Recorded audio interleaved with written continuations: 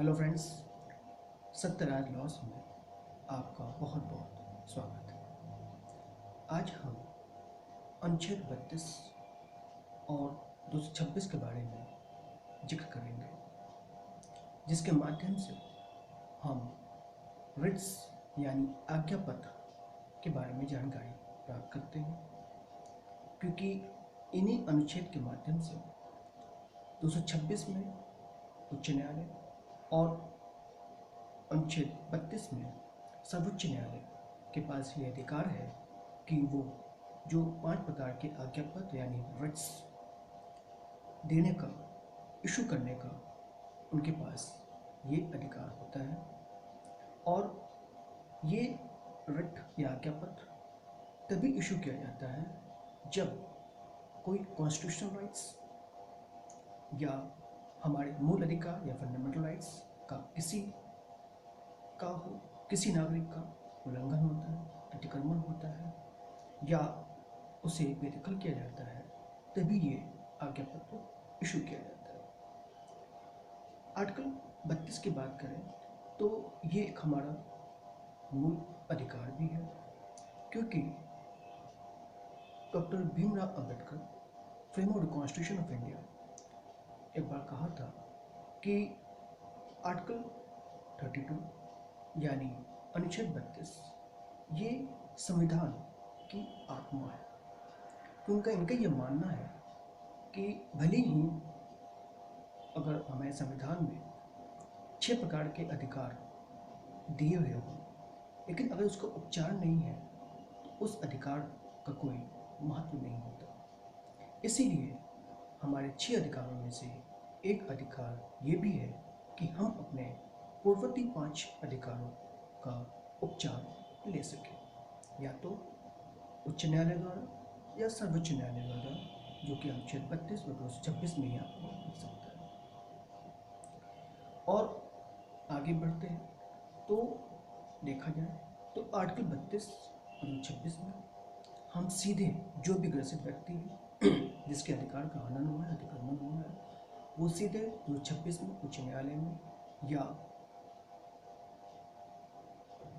अनुच्छेद 32 में सर्वोच्च न्यायालय में सीधे अपने किसी भी अधिकार, चाहे वो समता का अधिकार हो, स्वतंत्रता के अधिकार हो, शोषण के विरुद्ध हो, धर्म की स्वतंत्रता की बात हो, या संस्कृति या शिक्षा संबंधित कोई भी अधिकार अगर हनन होता है तो हम उसको सर्वोच्च न्यायालय या उच्च न्यायालय के माध्यम से पालन करवा सकते हैं, क्योंकि वो मेरा अधिकार है जो संविधान ने हमें दिया हुआ है भारत के नागरिक होने के नाते। अब हम आते हैं रिट्स के बारे में, आज्ञा पत्र के बारे में, ये जो कि 5 प्रकार के होते हैं। सबसे पहला है habeas corpus. Habeas corpus means बंदी प्रत्यक्षीकरण। ये तब उच्च न्यायालय या सर्वोच्च न्यायालय इशू करता है जब कोई अवैध रूप से किसी व्यक्ति को बंदी बनाया गया हो। तो न्यायालय उस व्यक्ति को जिसने बंदी बनाया हुआ है कि आप उस डेटेन्यू जिसको डिटेन किया है या बंदी बनाया है उसे आप हमारे सामने प्रस्तुत करें, क्योंकि उसकी लिबर्टी का हनन हुआ है, जो कि अनुच्छेद 21 का सीधे सीधे उल्लंघन होता है।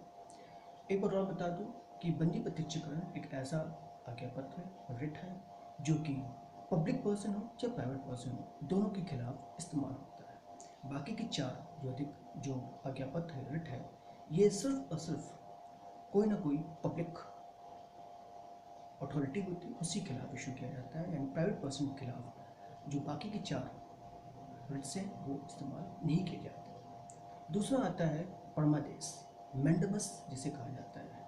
ये तब किया जाता है जब कोई पब्लिक सर्वेंट जिसका एक सार्वजनिक कर्तव्य है, पब्लिक ड्यूटी, ऑफिशियल ड्यूटी, वो जब निर्वहन नहीं करता है तो उसके खिलाफ मैंडेमस इशू किया जाता है, और ये बाध्य किया जाता है उस पब्लिक सर्वेंट को या पब्लिक अथॉरिटी को कि अपना काम जो कि which he is bound to do in official duty should perform within time.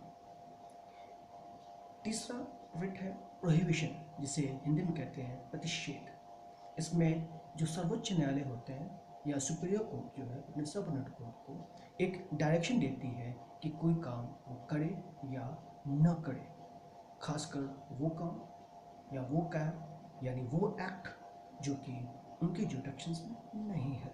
इसीलिए सुप्रीम कोर्ट सबऑर्डिनेट कोर्ट को प्रोहिबिट करती है कि don't do the following act because it is beyond your jurisdictions. Next है सरसुराई, उत्प्रेषण हिंदी में कहते हैं। इसमें सबऑर्डिनेट कोर्ट इसमें सबऑर्डिनेट कोर्ट को ये सुप्रीम डायरेक्शन मिलता है सुप्रीम कोर्ट के माध्यम से कि the case which is pending before you please send to us for final decisions. यानी सुप्रीम कोर्ट जब चाहे ससुराई इशू करके सबऑर्डिनेट कोर्ट को ये कह सकती है कि जो मुकदमा आपके यहाँ पेंडिंग पड़ा हुआ है वो कृपा करके हमारे पास भेजें, जिससे कि उसका फाइनल डिस्पोजल हो सके फॉर फाइनल डिटरमाइंड, उसको जल्द से जल्द न्यायचित किया जा सके। और लास्ट है क्यू वॉरंटो। क्यू वॉरंटो जिसका नाम है हिंदी में अधिकार परीक्षा कहते हैं, ये उस पब्लिक अथॉरिटी के खिलाफ इस्तेमाल किया जाता है जो अवैधानिक पदाधिकारी है, यानी कि इलीगल अथॉरिटी के होते हुए, यानी कि वो जिस पद पे आसीन है वो इलीगल है। और उससे ये सवाल किया जाता है कि please tell on what authority you are holding this post. Quo warranto के माध्यम से जब ये सवाल पूछा जाता है तो उस पब्लिक अथॉरिटी की जवाबदेही बनती है, अकाउंटेबिलिटी बनती है कि वो जवाब दाखिल करे और ये बताए कि आखिर किस अधिकार के अंतर्गत वो पोस्ट या ऑफिशियल पोस्ट धारण किए हुए हैं। और if the answer is not satisfactory तो उस पदाधिकारी या पब्लिक अथॉरिटी को कहा जाता है कि कृपया करके आप जितनी जल्दी हो सके इस पद को छोड़ दें, क्योंकि आप इस पद के योग नहीं हैं। इस तरह से देखा जाए तो रिट यानी आज्ञा पत्र, चाहे हैबिस कॉर्पस हो, चाहे मैंडेमस हो, चाहे प्रोहिबिशन हो, चाहे क्यू वारंटो हो या सरसराई हो, ये पांचों प्रकार के रिट, इसके साथ ऑर्डर या डायरेक्शंस हम अपने मूल अधिकार का हनन या अतिक्रमण के खिलाफ इसके अपने पक्ष में इस्तेमाल कर सकते हैं, चाहे तो अनुच्छेद 226 के अंतर्गत उच्च न्यायालय के द्वारा या अनुच्छेद 32 के द्वारा सर्वोच्च न्यायालय के द्वारा हम अपने मूल अधिकार का पालन करा सकते हैं। That's all, my friend. इस वीडियो को देखते रहिए, पसंद आए तो लाइक करिए, जिससे कि हम और आपके अपने अधिकारों के बारे में और जानकारी दे सकें विभिन्न फील्ड से, जिससे कि आप संपूर्णतः ज्ञानवत हो जाए और अपने जीवन को हक के साथ और सम्मानपूर्वक जी सके।